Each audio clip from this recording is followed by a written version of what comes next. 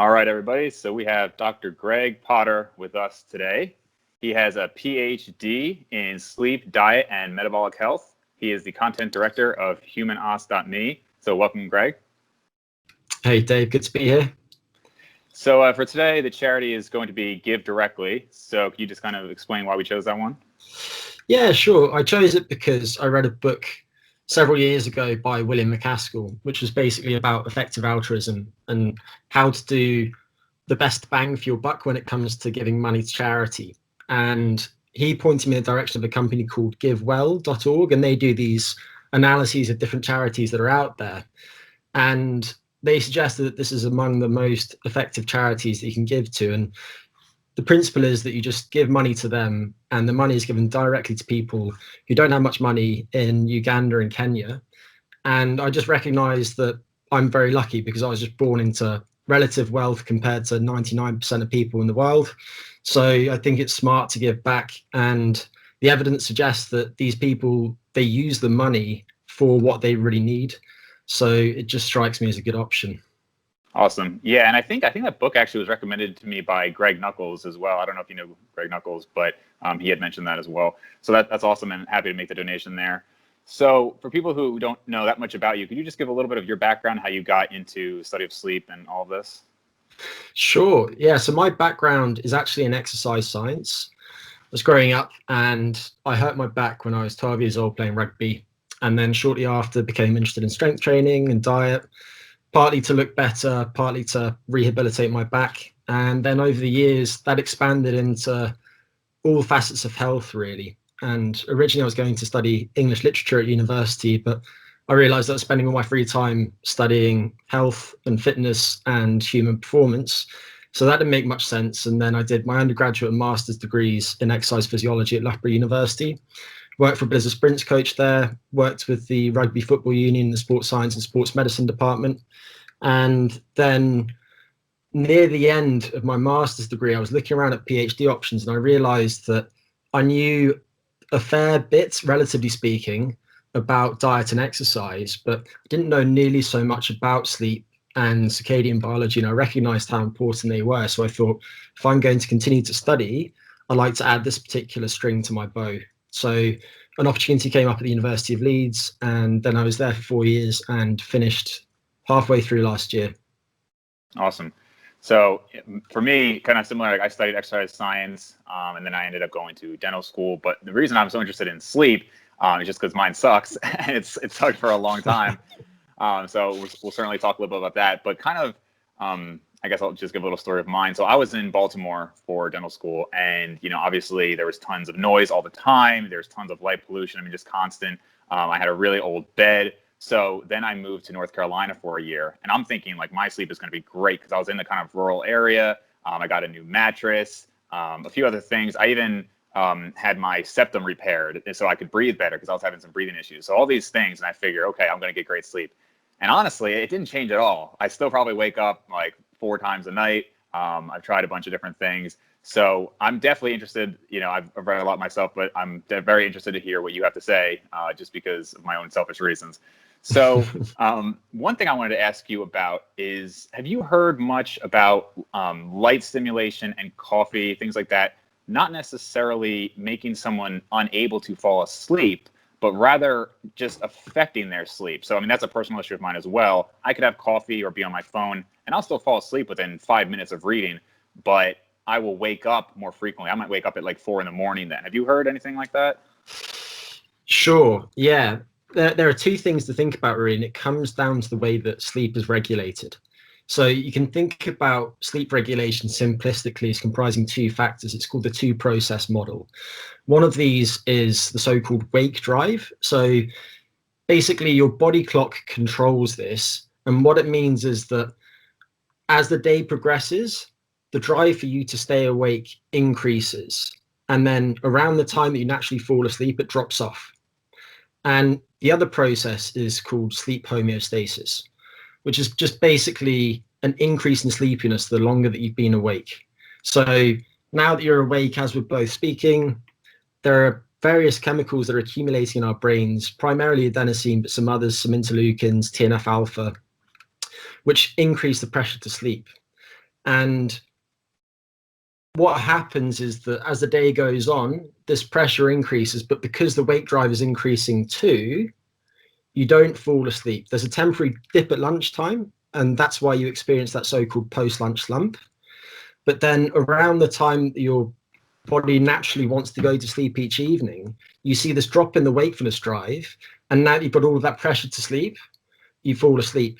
Now, if we think about light exposure, then what you find is that particularly late night light exposure tends to shift that wakefulness drive later. So it's peaking later, and therefore, if you were to go to bed at the same time, you would have a stronger wake drive at that time. And the other thing to think about, of course, is caffeine and some of those chemicals that are accumulating in your brain that promote sleepiness. So caffeine is an adenosine receptor antagonist, all the adenosine receptors actually, and it's also an antagonist at GABA-A receptors. And basically what that means is that you now have those sleep promoting chemicals in your brain, but they can't interact with their receptors, so they won't exert those effects. So if you have both blue light and caffeine, then basically what happens is your wakefulness drive is shifted later, and also that sleep promotion isn't happening as effectively as it otherwise would do. One more wrinkle to add to this is just that caffeine does seem to have effects on the circadian system too. So there was some work published by Ken Wright, who's at Boulder, showing that if you give people, I think it was 2.9 milligrams of caffeine per kilogram of body mass 3 hours before bedtime, then their bodies produce melatonin later. And melatonin is basically a marker of the time of your body's clock. So that suggests that the timing of these people's body's clocks, or the wakefulness drive, is delayed. So caffeine seems to both delay the circadian system, your body's clock, and reduce the pressure to sleep. So in that way, it's a two-pronged effect. Now, with respect to waking up during the night, what you find is that because of those effects, caffeine will reduce the depth of sleep. So that adenosine antagonism will reduce the intensity of your deeper sleep. And if your deeper sleep is less intense, then you're more likely to wake up from it.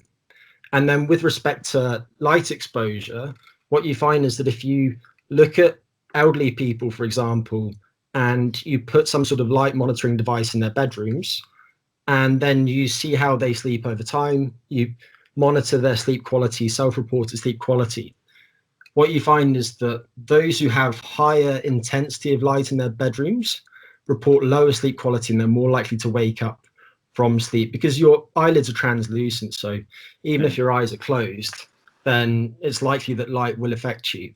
So basically, the combination of late night blue light and caffeine is likely to make you fall asleep later, shift your body clock later, but then also reduce the depth of sleep too.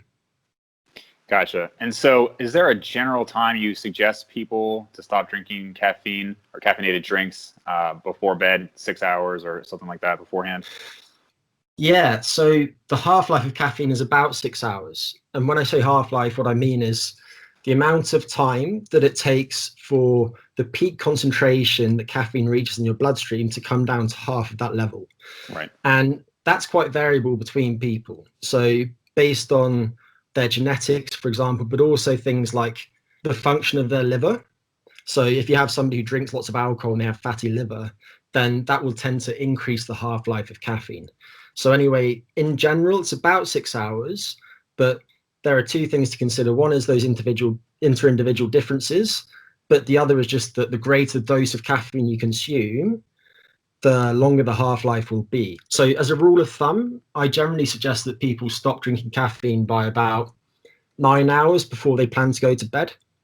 And I would cap caffeine intake at about 2 milligrams of caffeine per kilogram of body mass. So if you're an 80 kilogram person, 160 milligrams of caffeine, that's about the amount that's in 2 weak coffees. And if you're going to bed at 10 p.m., then you'd have the last one by 1 p.m.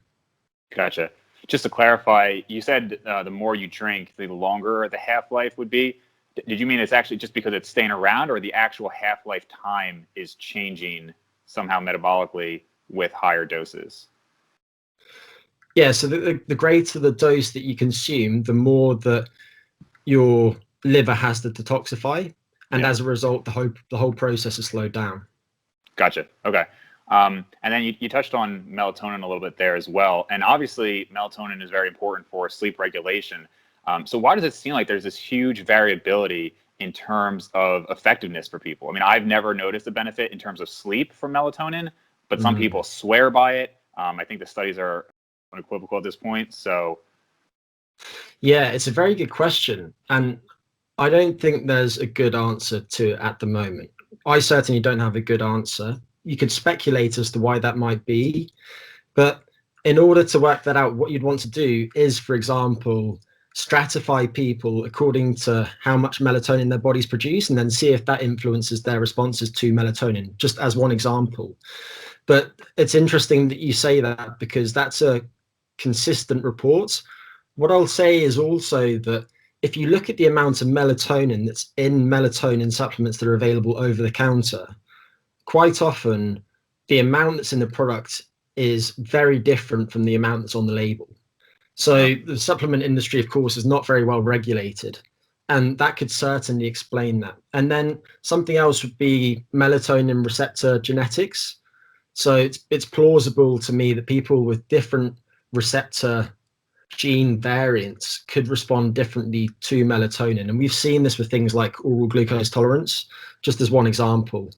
So it's probably a combination of differences between people, variability between batches of products, and then also the types of melatonin that you can take. So there's a regular form of melatonin, but there's also a slow release, timed release version. If you look at the regular form, for example, the half-life is about 45 minutes, whereas this time release version is several hours.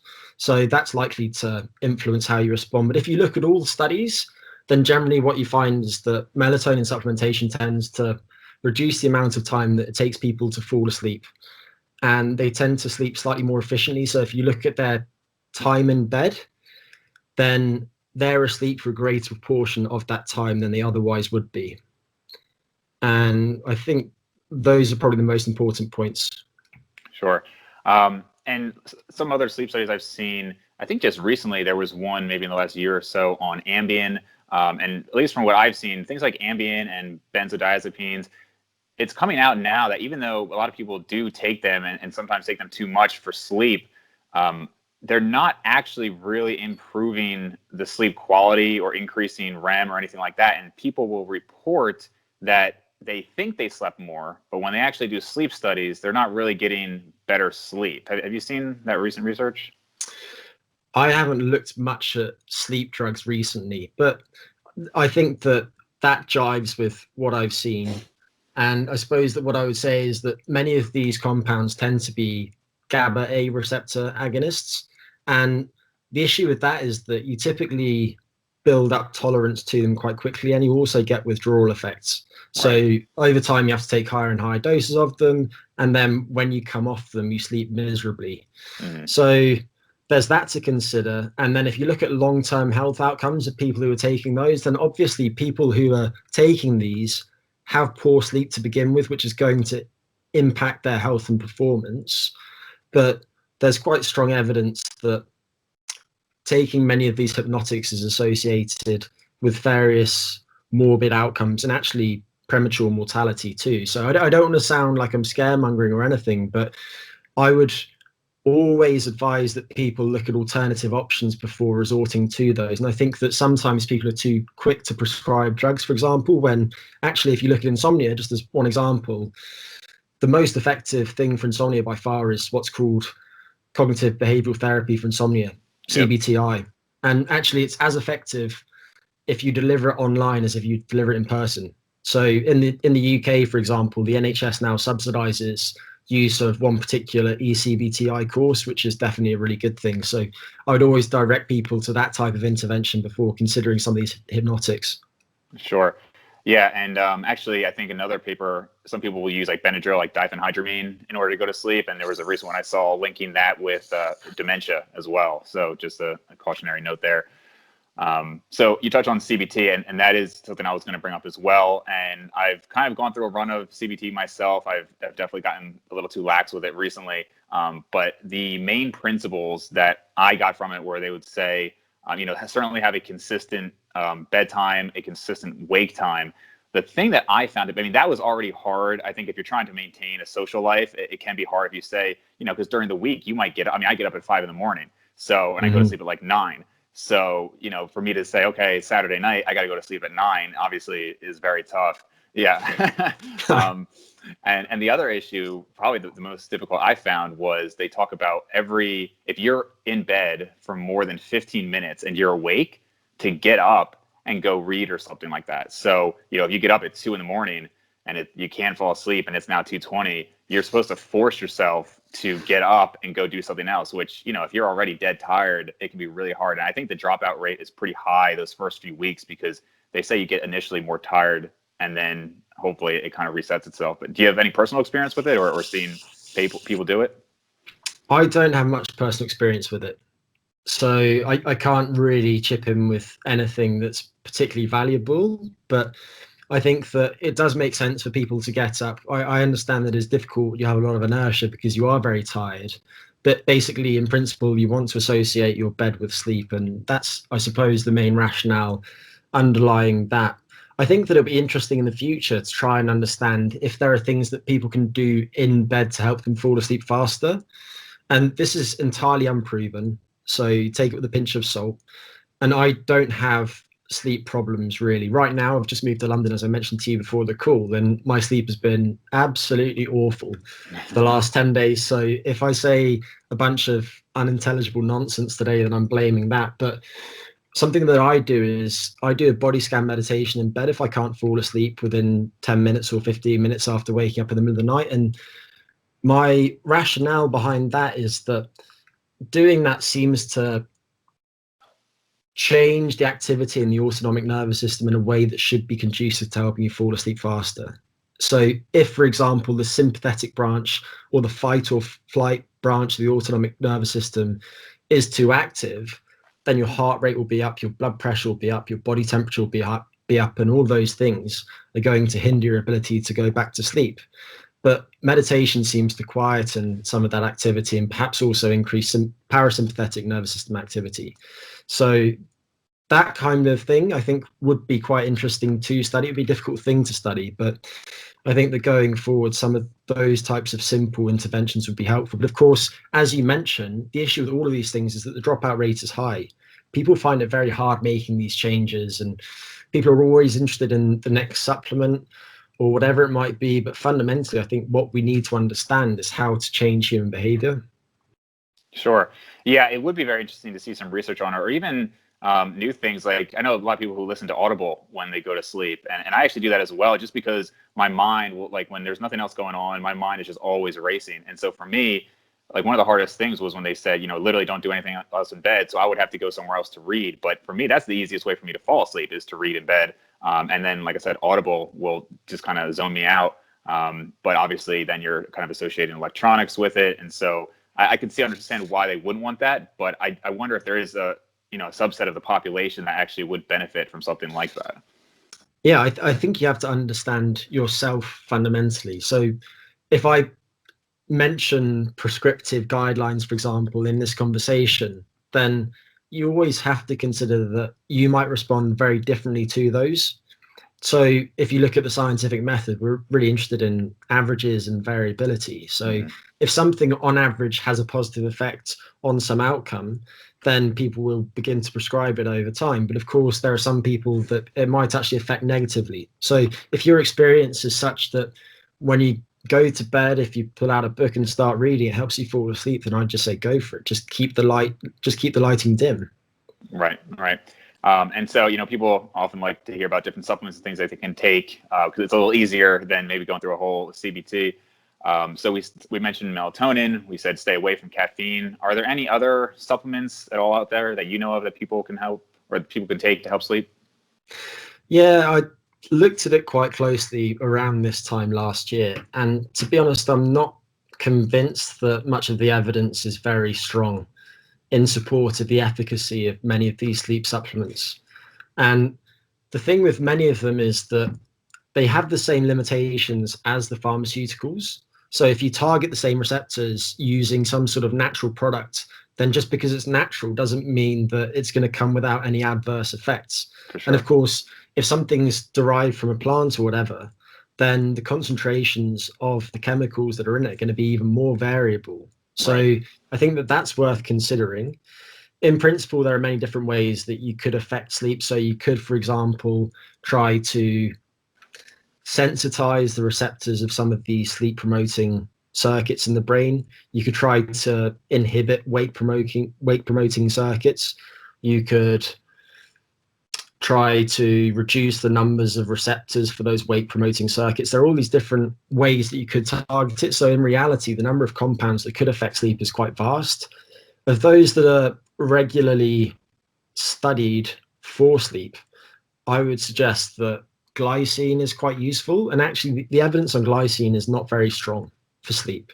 But I just think that it's a very safe supplement to take. So we know that doses of up to about 45 grams are perfectly safe in humans. If you take 3 grams 1 hour before bedtime, then there's some evidence that it will improve subjective sleep quality, for example.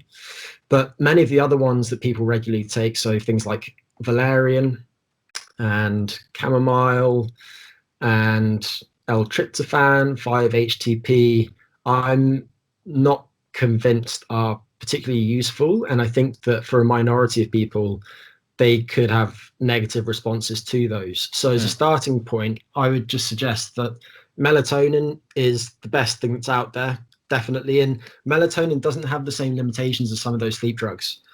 So people think of melatonin as being a sleep hormone. It sort of is, but it's more of a signal of darkness in your body. And if you take melatonin exogenously as a supplement, then the concentrations that will be in your blood afterwards will be much higher than the physiological concentrations that you would get if you didn't take the supplement. And for that reason, it's not quite the same as studying melatonin just in the body without having taken it as a supplement. But if you take melatonin, I would probably start with maybe 300 micrograms. If you took it for jet lag, then the evidence suggests that you want to take actually 5 milligrams. 5 milligrams seems to help people fall asleep faster than 1 milligram, although there's no difference between the rate at which people's body clocks adjust to new time zones after taking it. So I'd start with Mm. 300 micrograms of melatonin, 300 to 500. It could be slow release, it could be the regular stuff. Try 3 grams of L-glycine 1 hour before bedtime. If you look at sleep supplements, there are always certain ingredients that are included. So you'll always see magnesium, you'll often see zinc, you'll often see some B vitamins. Sometimes you'll see vitamin D. And actually, I think that much of that is as much as anything for consumer perceptions. People think that it might help them in some way with their sleep. And actually, that is an important consideration because there's very strong evidence suggesting that people's perceptions of whether something will be efficacious potently affects their responses to that intervention. So I understand why supplement companies do it, but in terms of something that's safe, which might have other beneficial effects on you, I would just take glycine as a start, and I wouldn't consider many of the other things. And then if you have an extreme situation, so for example, you're jet lagged and you're not trying to adjust the new time zone, but you're just desperately trying to fall asleep on the first night and you're trying to sleep 8 hours out of phase. I fly from London to San Francisco and the 8 hour time difference just cripples me and I can't fall asleep no matter how hard I try. In those circumstances, I might take something that's more potent, so something like diphenhydramine. But I would Gotcha. only take it. I would only take it for 1 or 2 nights tops. Gotcha. Okay, cool. The only other product I really wanted to ask about was more recently, I've been hearing a lot of people talk about these like blue light lamps or these devices that are emitting the blue light. I haven't actually looked into the research of that at all. So what are your thoughts on those? Are those actually effective? Yeah, I think they can be helpful. So if we think about light exposure, then we're really interested in the intensity of it and then also the spectrum of it. And typically nowadays, people in industrialized society spend about 88% of their lives indoors. And the issue is that the intensity of the light that you're exposed to indoors might be 500 lux in a well lit room. This room right now is probably 100 lux, something like that. And outdoors on a sunny day in the middle of summer, you might get 150,000 lux. So Wow. that's an enormous difference. And that has very important implications for the regulation of your body's clock in particular. And the reason that we don't notice that difference is just that the human visual system works by contrast.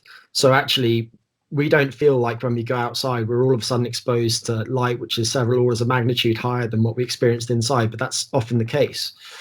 So with that in mind, if you're indoors necessarily, so you're in the office, for example, and it's the middle of winter, so when you leave home in the morning, it's dark, and when you get home after work, it's dark, and you don't get a lunch break, you're stuck inside all day, and your office isn't well lit, then I think that there's a really strong use case. I would gravitate to one that's at least 10,000 lux if possible. We actually have one here, which is a Lumi, and that does the job quite nicely, but I'm lucky because I work remotely, so I can always get outside during the daytime, and I would generally recommend that people do that before using any of those devices. But yeah, in general, I would say that they're useful for many people, especially given work constraints, and they're also useful in certain circumstances. So one of them might be overcoming jet lag, another might be seasonal affective disorder. And an issue that many of us experience now is that our sleep timing over time is getting later and later. But of course, we still need to wake up in the morning for work, often to an alarm clock. So as a result of that, we're getting less sleep each evening and then experiencing all of the attendant negative effects of that. So in that particular instance, if you used, for example, one of these light boxes and you used it early in the morning, shortly after waking, then what you would do is help anchor your body's clock, your circadian rhythm, early in the day, such that when the evening rolls around, hopefully you're more sleepy. So the other thing is that if you do that, then you'll buffer against the negative effects of late night light exposure. What you're interested in, again, is the contrast between how much light you're exposed to during the daytime, the duration, the intensity, and the amount of blue light in particular, and then how much you're exposed to at night. And I think this is something that people often miss. So many people, for example, are terrified of small amounts of light from electronic devices, whatever it might be, a laptop, a phone, TV, and they don't realize that if they spend a little bit more time outside during the day, then those would have very, very minimal effects on their body's clocks. And this is something to consider when you look at this research too. So there have been many papers published in recent years showing that if you use an e-reader, for example, shortly before bedtime, then melatonin is produced by the body a little bit later, takes people a little bit longer to fall asleep, and they also fall asleep a little bit later. But of course, they're stuck in a lab in dim lighting throughout the day. And actually, if it was the real world and they were outside for much of that time, then I think that many of those effects would be practically nullified. Yeah, that's actually really interesting. So what would like a phone or a laptop, what would the lux of that be for like an average one? I have absolutely no idea. Okay. Yeah, I imagine if your whole room is 100, it's probably pretty low relatively. Yeah, it's pretty low. And what I just say is use one of these apps which produces a so-called digital lux on. So it's putting a lot of the blue light out of the laptop. And on my phone, which is an Android phone, I have Twilight. If you have an iPhone, use night shift mode. Mm-hmm. And then on my laptop, what I'll do at night is I'll just dim the brightness settings. So the apps are drawing the blue light out of it. And then also I'm reducing the intensity by dimming the settings as well. And doing those two things should take care of it as much as is practically feasible. Yeah, I do both of those as well. So you mentioned SAD or SAD, and for me, I kind of noticed it a little bit as I've gotten older. I've never been somebody who was prone to depression or anything like that, but I do notice, I'll kind of forget about it, and then all of a sudden the sun will come out, and you just feel almost like this instant improvement in your mood. And I know a lot of people who say that as well. I've also known people who have moved further south and their depression just went away. They went somewhere where it was really sunny, and it just changed a lot for them. Do we know specifically, like mechanistically, why that happens, what the light is doing? Yeah, it's probably a few things. So some of them are probably related to your body's clock.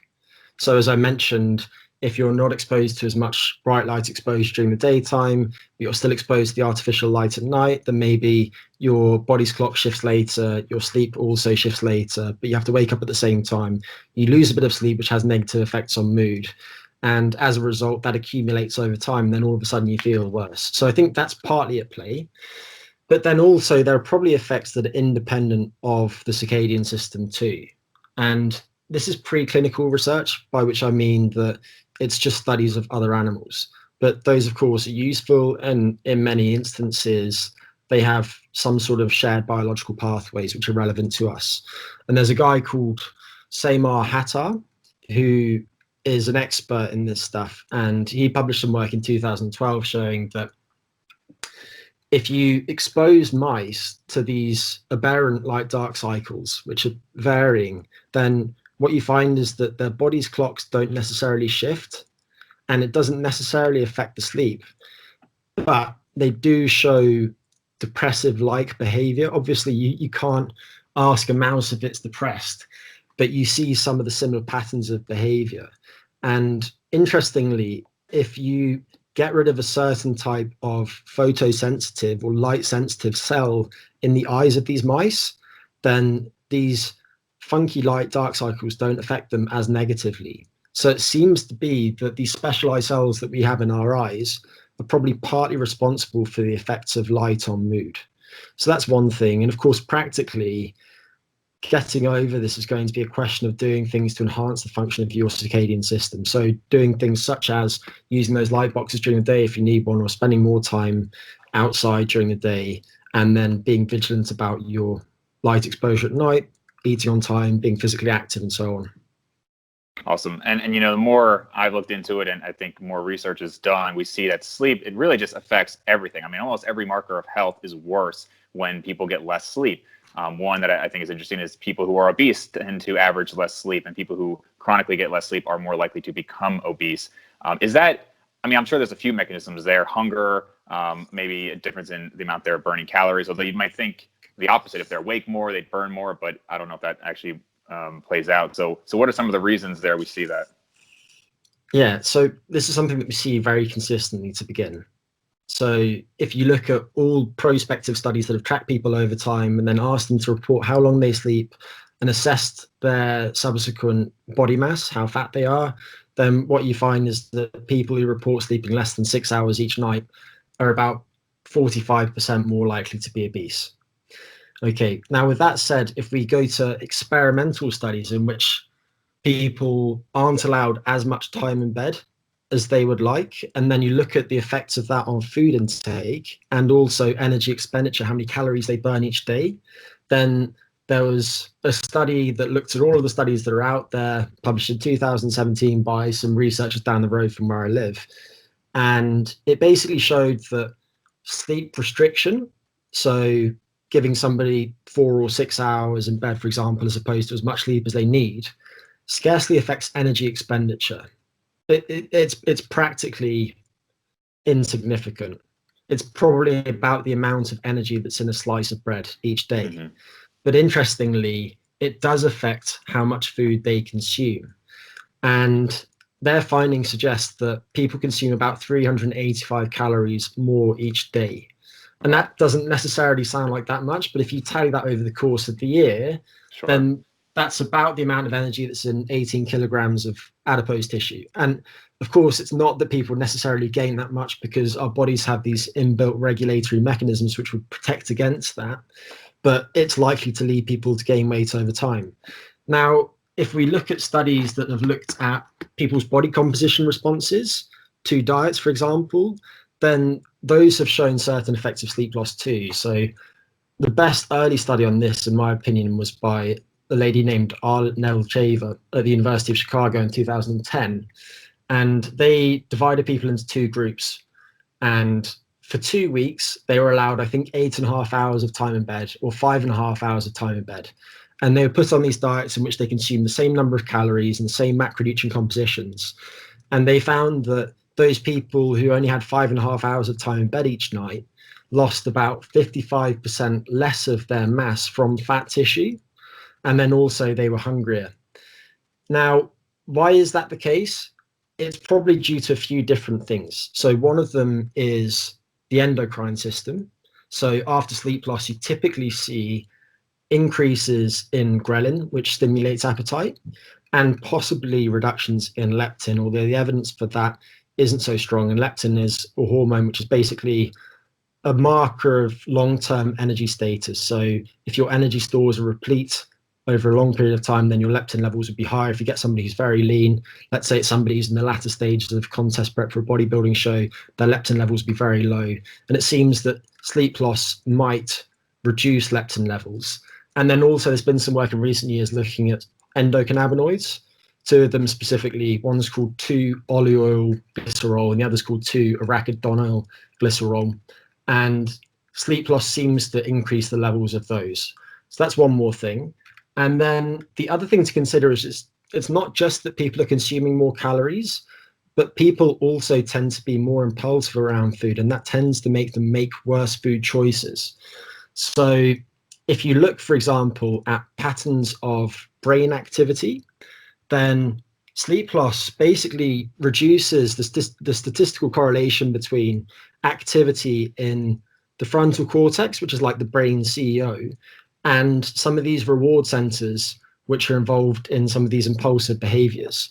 And as a result, people are probably more likely to reach for cookies as opposed to apples. So it's not just that people are consuming more calories, they're also making worse food choices, which would probably compound the effects of those excess calories. And then, sorry, finally, just to add one more thing, because it's entertaining. There was a cool study that's published a few years ago, and it looked at the effects of sleep loss on people's purchases in the mock supermarkets. They were given a fixed amount of money, and then they said, yeah, go in there, get what you want. And people bought more calories worth of food after sleep loss. So they were going for the donuts instead of the apples. That's pretty funny. Yeah, I mean, for me, and I guess the unfortunate thing for my poor sleep, I'm sure part of it is psychological. You know, for me, even if I think it's bad, I act like, oh man, like it's just going to be a tough day. But I know plenty of people who can get by like throughout the week, you know, with maybe 5 or 6 hours, and then they catch up on the weekend. I've never been one of those people, or at least they think they can. I'll say, you know, maybe their performance is actually worse. For me, man, one night of 5 hours and I'm a zombie. Yeah, and people's responses to sleep loss do vary an awful lot. And I'll give you just two examples of this. So if we look, for example, at attention, if you deprive people of sleep, then about a third of people won't suffer that much. So their attention won't drop off that much. Naturally, your attention will decline over the course of the waking day. The longer you've been awake, the worse your attention will be. But a third of people are completely crippled by it, and they cope really badly with sleep loss. And interestingly, it's not necessarily that people whose attention responds more negatively to sleep loss also experience more negative responses in other facets of brain function. The other one that I'll mention is metabolism. And if you look, for example, at people's responses to sleep loss in terms of their energy balance, so how many calories they burn and how many calories they consume, then those responses seem to be stable over time. So it's trait-like. So people are either wired to respond very negatively to sleep loss, so they consume vastly more calories than they actually need, or actually there are people who, in response to sleep loss, will undereat and they will consistently do so. So there are very, very different responses to sleep loss. There are a lucky few that aren't that negatively affected. But the other thing that I'll add is just that the number of truly short sleepers is vanishingly small.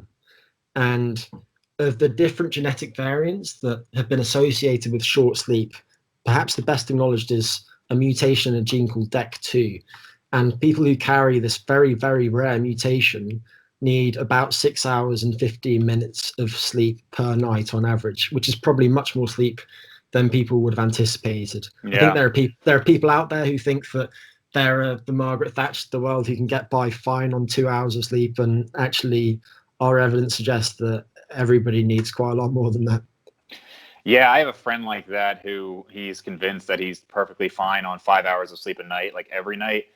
And I don't know, maybe he is that, you know, one in a million, but it would shock me.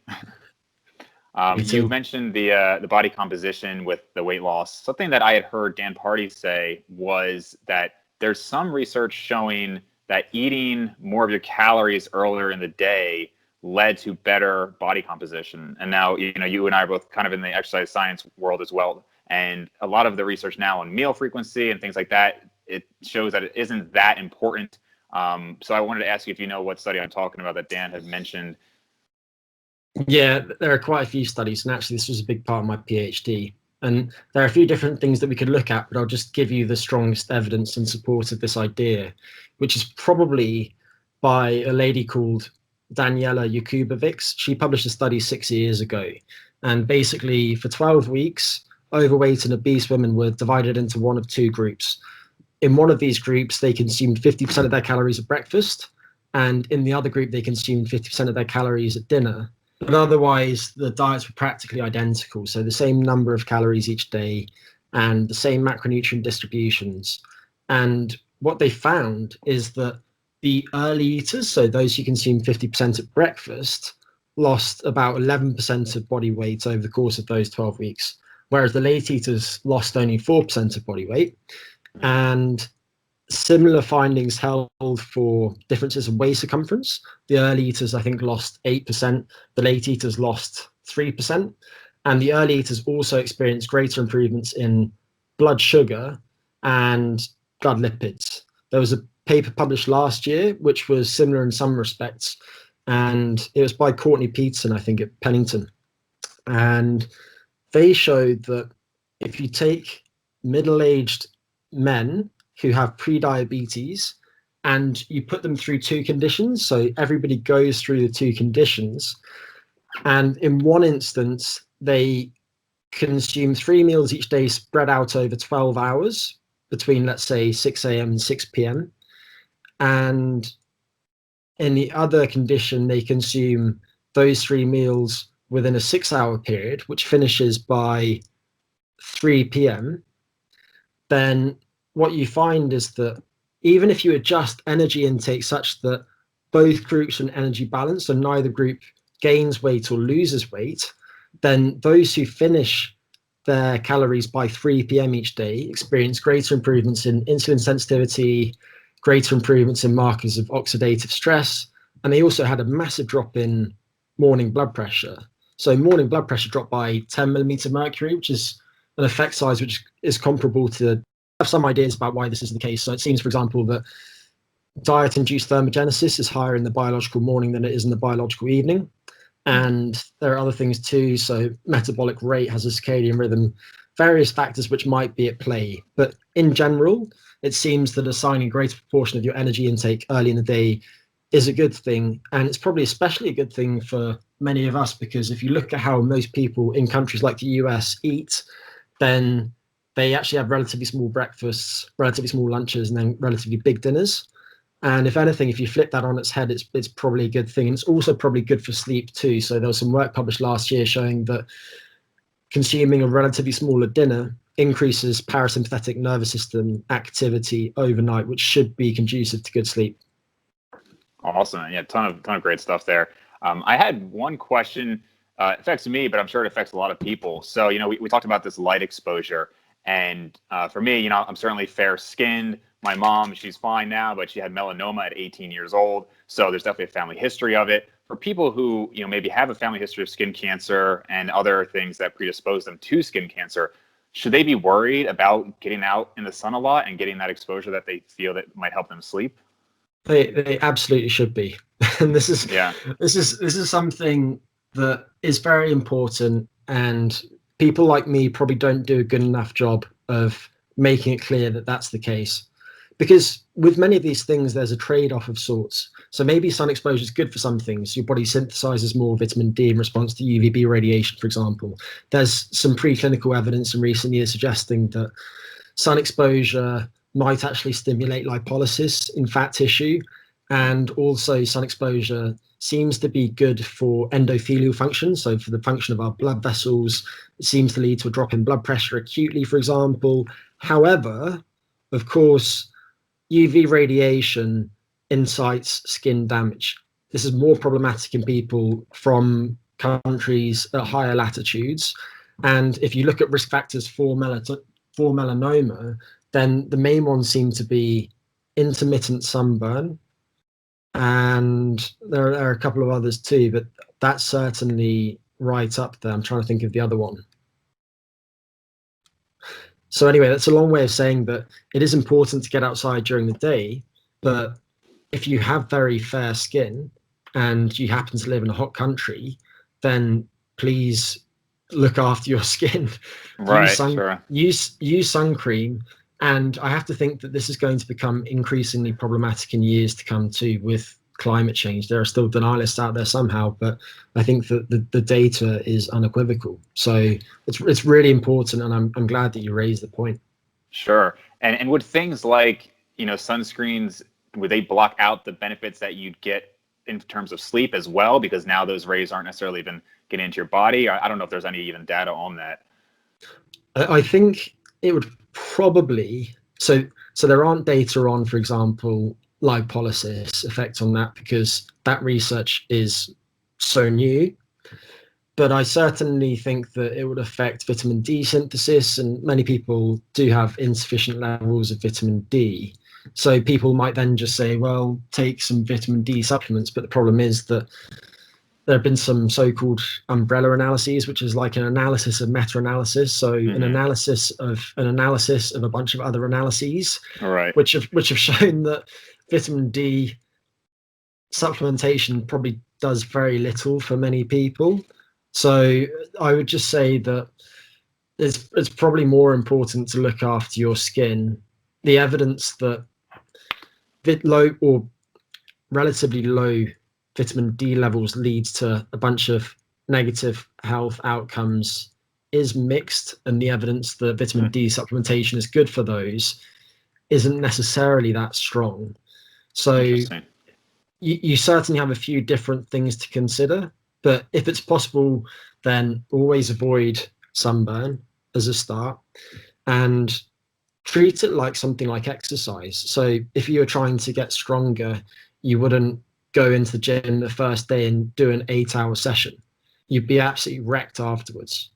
Whereas if you went in there and did a brief session, then you'd be a bit sore the next day, but then you have the repeated bout effect. So over time, as you expose yourself to that type of stimulus, you won't have that type of soreness in response to the exercise.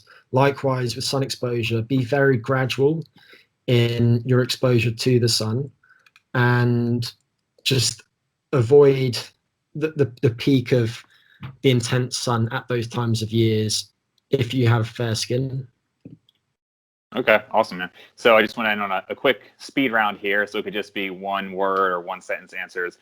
First one we kind of already covered, but what is the top supplement for sleep? Melatonin. Second, what is the worst thing somebody can do for their sleep? Or what habit's the worst thing that would mess up their sleep? Taking loads of speed.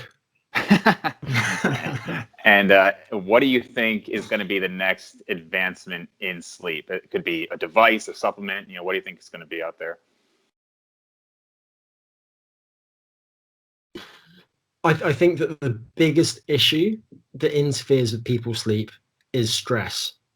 So it might be something related to that. And people are interested in all sorts of different things, novel ways of enhancing sleep. There are these slow wave sleep stimulation devices, pink noises, vestibular stimulation. There's targeted memory reactivation using olfactory stimuli, all of these different things.